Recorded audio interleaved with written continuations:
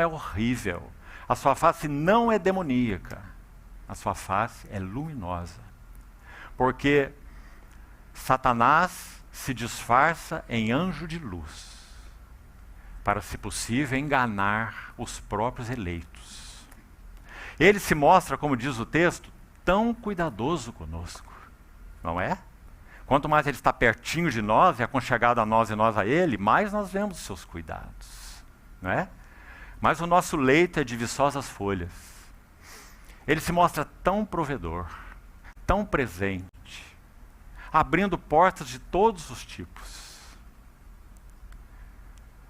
Mas finalmente, como diz o texto, quanto mais intensificamos nossa relação com Ele, eu me sinto, depois de todos esses anos, tão só, tão vazio, sem verdadeira alegria e sem contentamento. E me arrependo de ter dado a Ele os meus mais devotados afetos. Meus irmãos amados, consideremos diante do Senhor o significado dessas coisas em nossas próprias vidas, enquanto é tempo. Sabe por quê? Breve virá aquele dia em que nós que pertencemos ao Senhor, quando olharmos para trás na nossa história, nós veremos que tudo o que Mamon quis nos dar está queimado com fogo. Totalmente. Tudo o que ele quis nos dar, tudo. Então, finalmente, como diz o texto, a finalidade de Mamon buscar capturar o nosso coração dessa maneira é uma só. Você viu como o texto termina? Quando essa pessoa que se relacionou assim de modo tão afetivo, tão doce, tão íntimo com ele, ela tem que dizer assim, quando o seu nome é perguntado: desculpe-me, eu não sei, eu nem mais me lembro do meu nome. O que isso significa? Despersonalização. Meus irmãos, todos que têm sido cativados por Mamon são despersonalizados.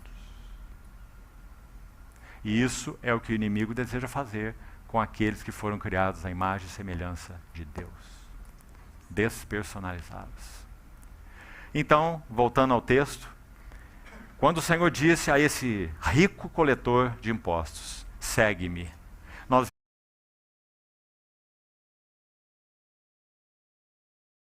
temos aqui um versículo, verso 28. Ele se levantou e, deixando tudo, o seguiu. Não é maravilhoso? Meus irmãos, o preço não foi barato. Deixar tudo significa que ele entregou todos os seus bens aos pobres, vendeu sua casa. O texto vai deixar claro que não. Graças a Deus, porque nós temos esse equilíbrio espiritual aqui. Mas é um equilíbrio de fio de navalha. Compreende o que eu quero dizer? De fio de navalha. Porque vai dizer que, vamos seguir o texto, então lhe é importante, não é lhes. Significa que Levi ofereceu a Jesus um grande banquete. Está vendo? Ou seja, ele agora compreende que tudo aquilo que ele tinha só tinha uma razão, um propósito: devotá-lo integralmente em mordomia ao serviço daquele que o chamou. Então, assim, aí está coerente com o ensino do Senhor em Lucas mesmo, com aquela parábola do administrador infiel. Quando o Senhor fala do mamon, da iniquidade, porque o mamon é iníquo em si mesmo, porque ele é energizado. Ele não é uma cédula, como já falamos. Ele não é um bem palpável.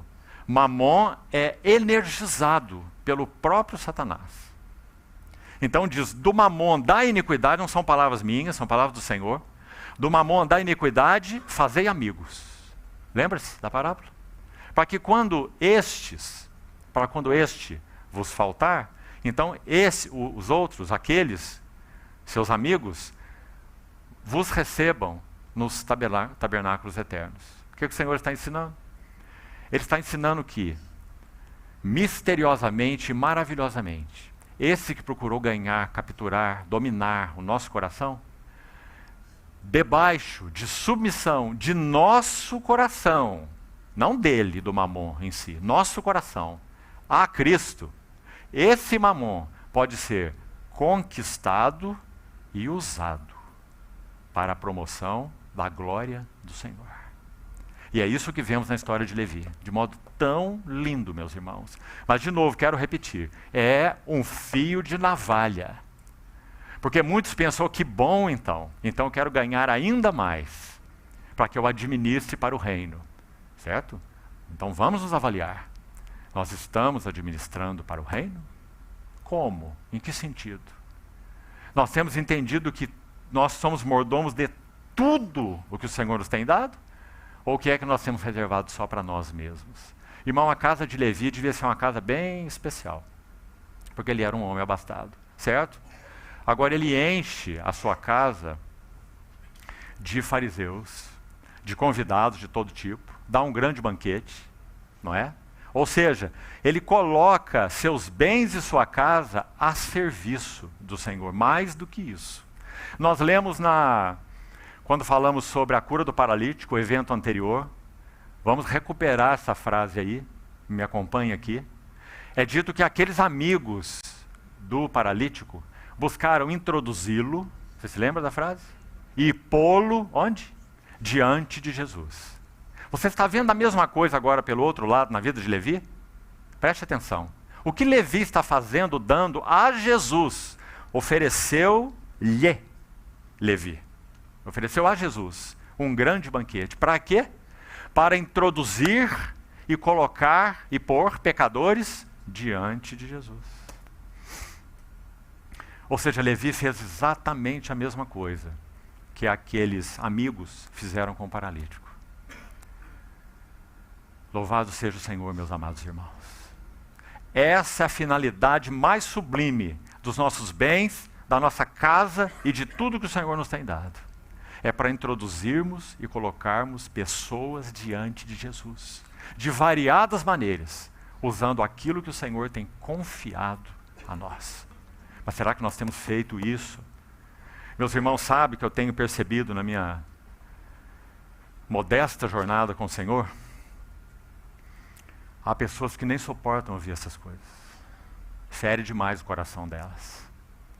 Mas, meus irmãos, se nós não nos dispusermos a na sua luz, vermos a luz, nós estamos enganando a nós mesmos. E chegará o dia, como nosso irmão leu um dos textos aqui, 1 João capítulo 1, permanecei nele, para que quando ele se manifestar, dele não nos afastemos envergonhados na sua vinda. Você acha que haveria um tipo de vergonha maior do que reconhecer diante do Senhor que nós entregamos o nosso coração a outro Senhor? Não podeis servir a dois senhores. Ou você vai aborrecer um e amar o outro, ou vai se devotar a um, devotar, olha a palavra, devotar, devoção. Ou vai se devotar a um e desprezar o outro. Não podeis servir a Deus e Mamon. Mateus capítulo 6. Então, meus irmãos, graças ao Senhor, porque nós estamos vendo como pano de fundo tudo isso aqui na história de Levi. Porque ele é o homem cheio de bens. Vamos seguir. Levi deu um grande banquete em sua casa. E veja, e numerosos. Você está vendo? Ah, meus irmãos, que homem rico que tem prazer de encher sua casa de numerosas pessoas para comer tudo que é dele, sujar tudo que pode e ir embora depois, nem lavar a louça. Não é? Só um homem que tenha tido essas convicções. Porque ele foi chamado, ele ouviu aquele segue-me, só o segue-me. Basta, o Senhor não falou mais nada para ele. Que Senhor é esse, não é? Segue-me. E então ele se levanta, deixa tudo e segue o Senhor. Então ele oferece esse grande banquete, numerosos publicanos, são seus colegas, né? Coletores de impostos. E outros estavam com eles à mesa. Agora veja, fariseus e escribas murmuravam contra os discípulos de Jesus, perguntando: por que comeis e bebeis com os publicanos e pecadores? Verso 31, respondeu-lhes Jesus, veja que preciosa palavra.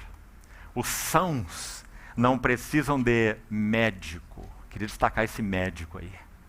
Porque na casa de Levi o Senhor está se revelando como aquele que é o médico.